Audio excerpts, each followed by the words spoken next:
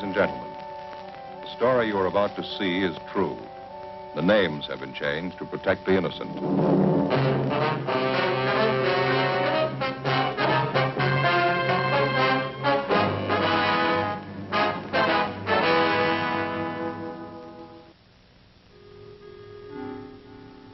This is the city.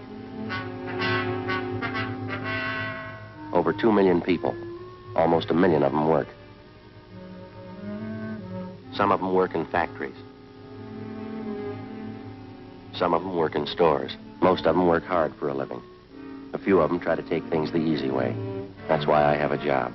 I'm a cop. It was Monday, July 9th. We were working the day watch out of robbery division. My partner's Frank Smith. The boss is Captain Didion. My name's Friday. A man had been pulled from his car, been beaten and robbed. His car had been stolen. The criminal had made good his escape. We had to find him.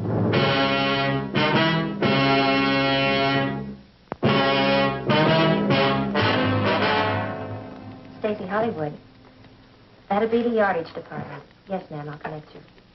Yes, sir, can I help you? We're police officers, ma'am. Yes, sir. Like to see one of your employees, a Harvey Kimbrough. Just a moment, I'll page him for you. Thanks very much. Got a match, Frank? Yeah, sure, Joe, here. Thank you. You know, when I was a kid, I never could figure out what that was. What's that? The auto call. Calls employees to the telephone. Rings all over the store. Yeah, I know. Office. Yes, Mr. Kimbrough. There are 2 policemen waiting to see you on the 8th floor. Thank you, please. All right. No. That was Oh, Mr. Kimbrough. He's on his way out. Thank you very much. Did I give you the crime report on this thing? No, I think you kept it, didn't you? Oh, yeah, I got it. Yes, sir, can I help you? Hey, you want one of these, Joe? What are those? Pepto-Pals. Good, try 'em. What are they for? Coat the stomach. Real good for stomachache. Yeah, but I haven't got a stomachache. Oh. Hey, Joe, I sure like that Ann Baker. Yeah? Of course, you know me. I liked her right off the first time I saw her down at that department store. Yeah, she's a nice girl. Well, now you can begin to think about settling down, huh, Joe? You know, like Fay and me. Gonna get yourself a little house, start sinking those roots, Joe. You know, they're putting up a lot of nice tract houses these days. Do you think maybe you're rushing a little bit? I just met her. How old are you, Joe? 32. Yeah, Yeah, well, how old were you when you got married? 35, but I feel I waited too long, Joe. I don't want that to happen to you. Well, according to your figures, I still have 3 years to go. Yeah, but Ann's such a pretty girl. You could do a lot worse. I just don't want you to forget about it. Not a chance with you around. The gentleman here, Stella? Yes, that's right. Are you Harvey Kimbrough? Yes, sir. What if we could step over here and talk, please? Yes, sir.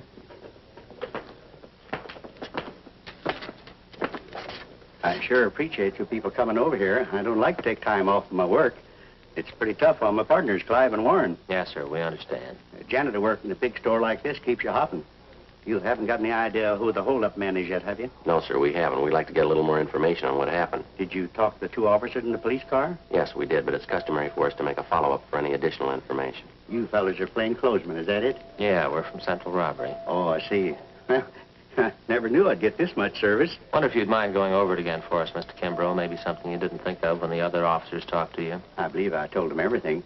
I was on the way down to work this morning about 5 a.m. Mm-hmm. You live out in Alhambra. Yes, sir, that's right. I take the freeway in. It was on Commercial Street that you were held up, is that right? Yeah, that's right. Commercial, right near Alameda, almost to the corner. Where they're tearing those big buildings down. Man flagged me down. Looked like his car was stalled. Yes, sir. I always make it a habit to stop when I see somebody in trouble. I know how it is this time in the morning. No gas stations open. Figured maybe the fella needed a shove or something. So you stopped to give him a hand, is that right? Well, that's what I had in mind. I'd more than stop the car, and he came over, pointed a gun at me, and told me to get out. What'd you do? Well, I asked the fellow what he wanted. I told him I didn't have any money. Told him I was in the way to get on to my work. What'd he say to that? He didn't say anything. Just opened the car door, grabbed him by the arm, and pulled me out. I wasn't prepared for it, and I kind of fell into the street. Well, now, your car is a blue 1948 Dodge sedan. Right rear fender damage, is that correct? Yes, that's right. Sure hope you get that thief in my car, too. Awful hard to get around Los Angeles without a car. Well, we'll do our best. Took my wallet from me. All the money I had, $14. Then he said, don't bother to get up. Stay right there for 5 minutes after I leave. And he bent down and he hit me in the face. What'd he hit you with? With his fist. Yeah, hit me right here. See? You can see the cut here, right? Right on the lip here, see? Yeah, bled pretty heavy. Yeah, that's a nasty cut. It's better now. The men who came in the ambulance, they put something on it. It'll be all right. Well, did he knock you out when he hit you? Oh, no. No, I saw him get in my car, and then the car was parked up ahead, took off, and this man who held me up, he followed in my car. Did you try to locate a phone, call for help? I didn't have to. This Mr. Ferguson pulled up and stopped right away, and then the officer came. Besides, I figured I'd better do what I was told. How's that? I was afraid. I was going to wait 5 minutes.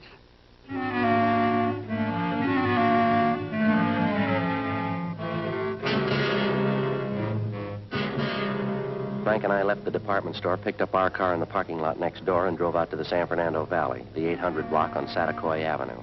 The card on the front door told us we could find Sidney Ferguson in the garage. Boy, look at that fish, Joe. Yeah. Looking for something? Yes, sir. We're looking for a Sidney Ferguson. Surely, I'm Sidney Ferguson. Police officers, Mr. Ferguson. Oh, about that holdup this morning down on Commercial Street? Yes, sir. This is my partner, Frank Smith. My name's Friday. Oh. Happy to know you. Hi. Oh, excuse my wet hand. I've been cleaning out my tanks. Sure. You fellas work out of the City Hall? Yes, we do. You wouldn't happen to know a John O'Grady down there in Narcotics Division? I went to high school with John. No, I don't believe I know him. Frank? O'Grady? Yeah. Tall fella, kind of blonde, wavy hair? Yeah, that's right. Good-looking fella. Yeah, I think I've seen him around. Good friend of mine. Say, wasn't that a shame this morning, that Kimbrough fella? Yeah, it was a rough one. Well, the reason we came out to see you is we thought maybe you could give us some additional information on it. Oh, I'll be glad to give you all the help I can. I'd like to see you get that holdup man. You mind giving us a rundown on what happened this morning? No, not at all. Let's see, it was about 5 o'clock this morning. I'm not usually up that time of the morning, but I was on my way back from Monterey Park. I generally try to make it down there once or twice a week. I get down to see Bruce Duffy, an aquarist friend of mine I have down there. We swap fish. Yes, sir. Well, I was on my way back coming down Commercial Street when I saw this fellow sitting on the side of the curb. It looked like he was hurt to me.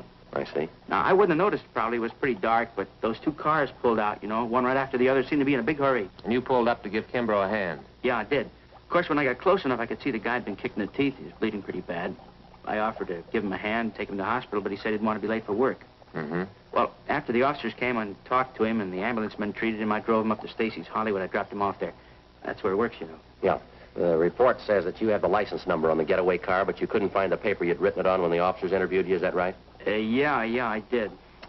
Yeah, if that doesn't beat them all. What's that? Well, I had the piece of paper a few minutes before the officers got there. I guess I was more rattled than that Kimbrough fella. And when I got home here this morning, there was a slip of paper right on the floor of my car. A little bit of a break, isn't it? Yes, sir, it is. Sure got a lot of fish. Yeah, it's my hobby, raising them. Oh, sure. Let's see, where did I put that piece of paper? I really wrote it down, believe me. I just misplaced it somewhere here. I've been trying to get rid of some of the algae off the glass in my tanks. Hey, Joe, look at this. Gee, did you ever see anything prettier in your life? Yeah. How'd you fellas really like to see something you haven't seen before? What's that? Take a look in this tank here. Aplochromis multicolor. That's a scientific name. Commonly known as the Egyptian mouth breeder. Is that a fact? That's a little female there. See? She's one of the most sacrificing mothers in aquarium history. One of the strangest, too. How's that? Well, she lays her eggs in a small depression in the sand down there at the bottom of the tank. Well, how many eggs would that be? Usually 80 to 90. Now, here's the strange part. As the eggs are fertilized, she scoops them up into her mouth.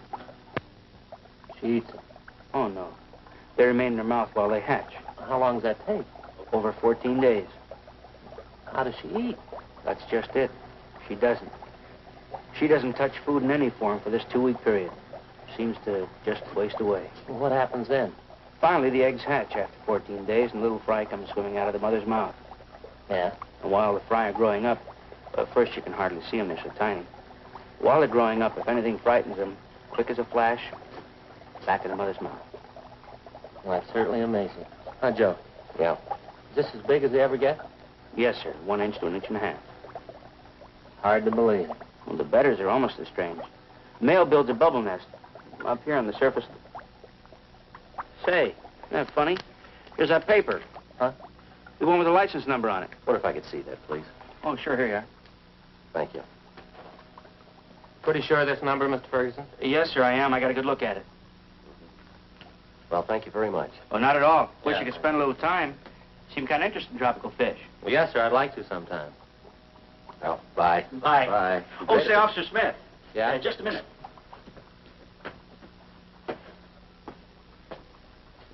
Say, I almost forgot. Yeah? In about 5 weeks from now, Yeah? how'd you like a nice pair of baby Egyptian mouth breeders?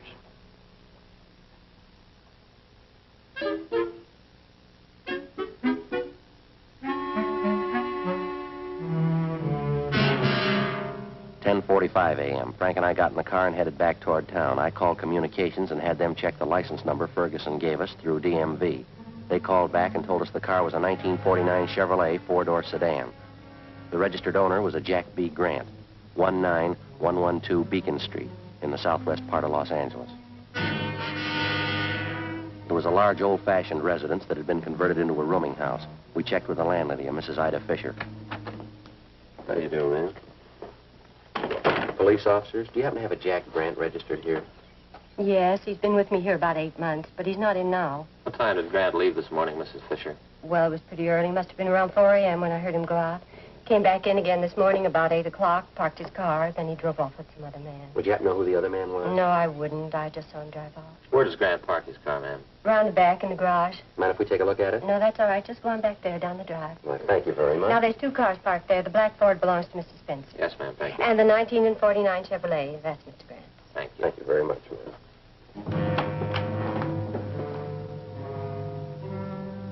We checked the car and the license number. It matched the description given us by the victim, Harvey Kimbrough, and the witness, Sidney Ferguson. Together with Mrs. Fisher, we checked Jack Grant's room. We found nothing of importance. His clothing and personal effects were all there, nothing to indicate that he wouldn't be back. We told the landlady that we were placing the house under surveillance, and if Grant should return, not to say that we'd been there. She agreed and offered further assistance. She said she'd signal us by raising and lowering her front window curtain when Grant returned. We parked down the street, called the office, and advised them we were on stakeout. 2 men were sent out, and they covered the back entrance. Frank and I covered the front. By 6 o'clock that night, Grant had failed to show. 9 p.m., still nothing. 11 p.m. What time did they say that relief team was coming out? Around 11 sometime. Yeah, Chandler and Ricketts, huh? I don't know, I guess so. Oh, boy, I'm stiff. Feels like needles all over my body. It's been about 12 hours, hasn't it? Yeah, just about. Just like driving to San Francisco. You know, Fay makes me drive all the way. When I get out at the other end, I'm stiff as a board. There's a car pulling up down there. Oh, yeah. You see who it is? Yeah. Yeah, that's Ricketts.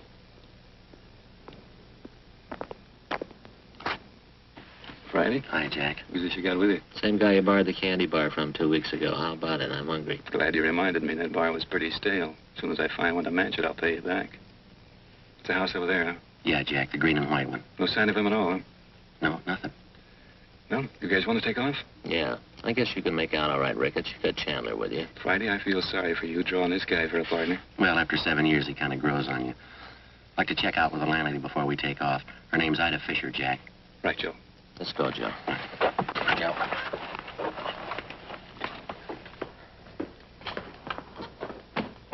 See you later, Jack. Say hello to Chandler. Right, Frank.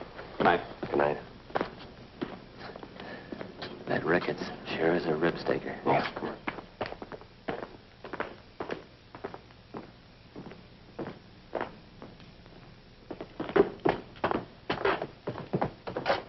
Light's still on in the living room. Guess she's sweating it out with us. Mm. Yes, Sergeant Friday? Sorry to bother you again, ma'am. Oh, that's all right. Mr. Grant still hasn't come in. I wonder if it'd be all right if we took another look at his room. I don't see why. Watch it! Mr. Grant, where are you going? Mr. Grant! Miss Grant, out the back! Right, Joe. Frank, you all right? I didn't know he had a gun. He made me hide him. He Lady, made will you call an ambulance, please? He's not dead, is he? Lady, will you call that ambulance? Hurry.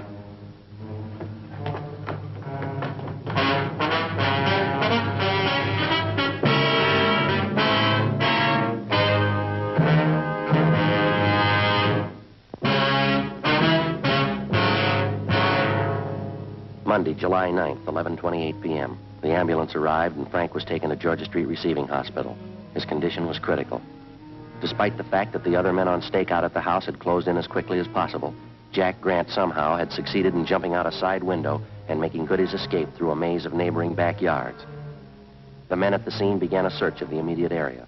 I called in, and communications got out a broadcast and an APB. A special detail of men and cruiser cars was rushed to the scene, and a blockade was thrown up around the area. Then I called Ann Baker and asked her to meet me at Georgia Street Receiving Hospital. I stayed on and worked with Ricketts and Chandler.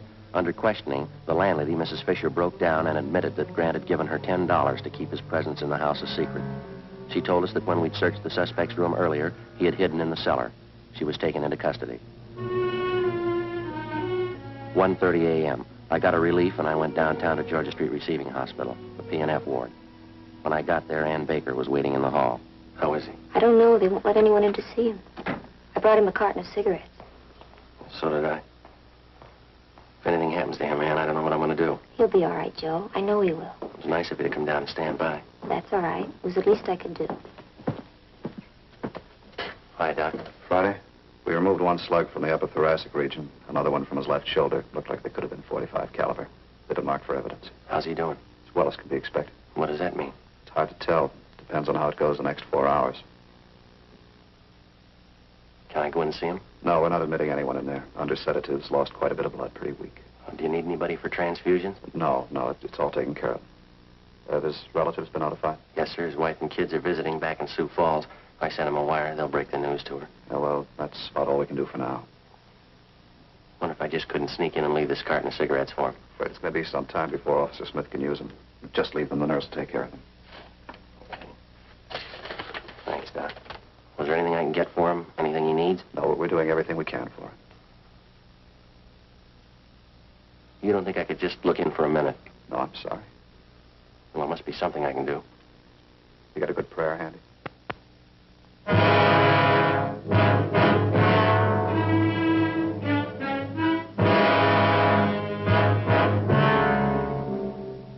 A.m. I left Georgia Street Receiving Hospital and drove back to the scene of the shooting. The search for the suspect, Jack Grant, was still going on. The neighborhood was checked and rechecked. Everything possible was done to find the man who shot down Officer Frank Smith. It's been said that a police department goes all out, doubles its efforts to run down a criminal who attacks a police officer. Well, it's true, but most people aren't aware of the reason. Certain elements would like you to believe that the police officer places the safety of his fellow officers above that of the citizen. This isn't true. His first day at the academy, the cadet peace officer is taught this basic fact. If a criminal would shoot down the armed police officer, he wouldn't hesitate to shoot down the unarmed citizen. 3 a.m. I finally located Lieutenant Jack Ricketts at the corner of Coronado and Beacon Streets, 7 blocks from the scene of the shooting. How is he? Not too good. Depends on the next 4 hours. What are his chances? I didn't ask. Now, we're not getting any place here. Nothing at all. None. Something's got to break. Chandler's still downtown. They're combing through Grant's package. He's down at the I Bureau. They come up with anything? Nothing. Not since the last time I checked, about 40 minutes ago. Any ideas? Fresh out. You? Well, he couldn't have gotten far. Not this soon, he couldn't. Bus depots, train terminals, airports all covered. The highway patrol's been alerted. Nothing so far. He's got to be someplace close, Jack. He's got to be. Yeah, I think he's holed up in town, too, but where? Yeah. He's in a jam. He's had good publicity. A lot of his friends are going to hide that welcome mat.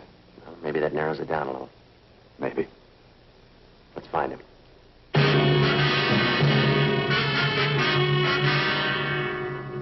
3:30 a.m. Jack Ricketts and I got back to the city hall. We went directly to the I Bureau. Chandler and Powers had sifted through Jack Grant's package. They'd drawn up a list of all of Grant's known friends and associates. There were 22 names on the list. 3 of them were in San Quentin Penitentiary. 2 of them were doing time at the county work farm. That left 17 names on the list. Further checking showed that 5 of them had out-of-state addresses. 12 names. The list was split down the middle. Ricketts and I took 6 names, Chandler and Powers 6. Of the 12, with the exception of 1, all names had appeared on the police blotter in the past 8 years. Raymond Weller, Peter Denton, Horace Phillips, Henry Breen. Ricketts and I checked them. Some were in bed, some hadn't been to bed. We were reasonably sure that none of them knew the whereabouts of the suspect. I called Georgia Street to find out about Frank. They told me no change in his condition. 4:55 a.m.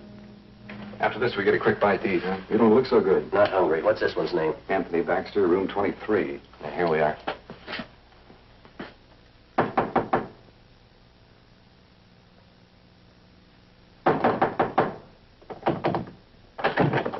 Yeah? Police officers. You Anthony Baxter? Yeah? Want to talk to you. Find out how to get a guy out of bed. You always sleep with your clothes on? Get back in the room. Well, what's going on? You know a Jack Grant? Why? You a friend of Jack Grant's? Why? Jack Grant a friend of yours? I'm not going to tell you anything till I know why. You want to talk here or downtown? I've got a right to know what it's about. Get your hat and coat. You just want to know if I know Jackie Grant, is that all? You want to get that hat and coat? I know Grant. Where is he? I don't want to get mixed up in anything. You're mixed up in it already. You know him. That's the trouble with you guys. Guy tries to walk the straight and narrow, and you guys come around and try to put him in a corner. Where's Grant? I've been in jail, and I did my time. You haven't got anything on me. Baxter, let's get this straight. We're not after you. We want Grant. We didn't come up here to push you around. We don't want you to push us around. Now, where is he? I'm going to tell you something. I don't like being talked to this way, and I'm not going to stand for it. I got certain rights, and I'm going to stand on them. Now, you listen to me. A friend of mine's lying in the hospital because of your pal, Jack Grant. He put 2 bullets in him. Now I'm tired and I'm out of patience. Where is he? Where is he? All right, Joe. It's all right. Yeah. It's the last time around, Baxter. Tell us what Grant is. Come on, quick. Hotel Felberg, room 605. All right, let's go downtown. What for? I haven't done anything. I've already told you everything I know. That's right. We don't want you to tell anybody else.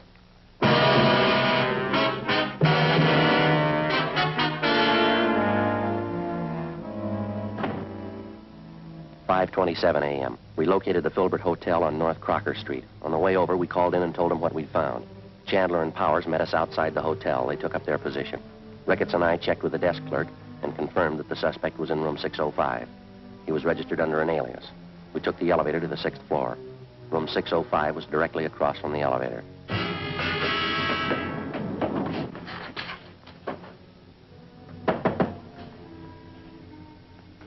Yeah, what is it, police officer? Get your hand out. I wouldn't want to shoot you. Hand behind your head. Back. Turn around.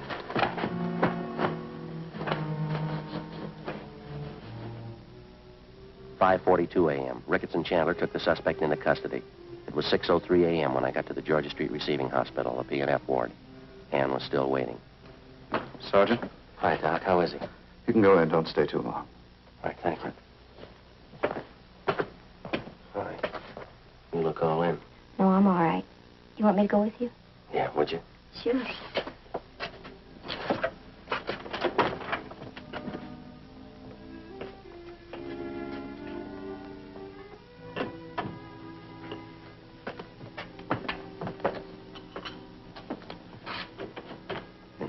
Yes, that's right.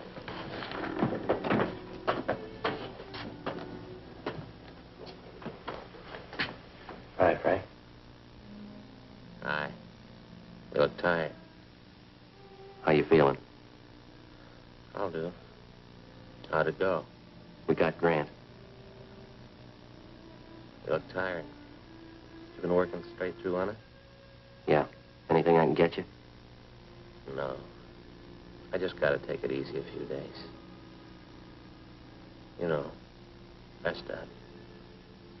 Get well. Yeah. I'll be well in a few days. Sure you will. Just a little rest. Hey, Joe, have you given any more thought to what I was talking to you about yesterday? What? You know, about you and Ann. You don't need any rest. Huh? You're well.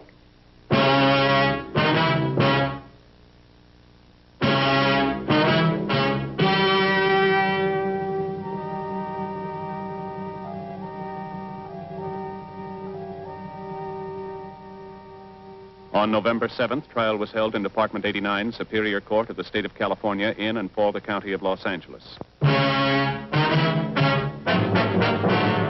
The suspect was tried and convicted on 1 count of assault to commit murder.